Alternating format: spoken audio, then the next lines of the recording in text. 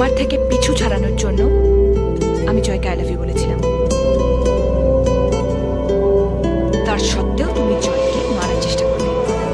ভেবেছিলাম অ্যাটলিস্ট আমি যাকে ভালোবাসি তাকে তুমি কিছু করবে না, কিন্তু না, আমি ভুল ছিলাম।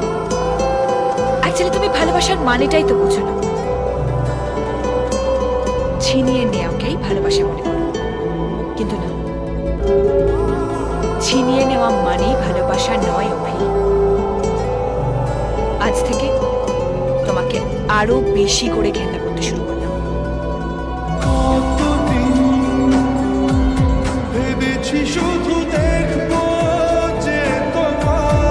জয়, তুমি আমার কাছে উত্তরটা জানতে চেয়েছিলে না?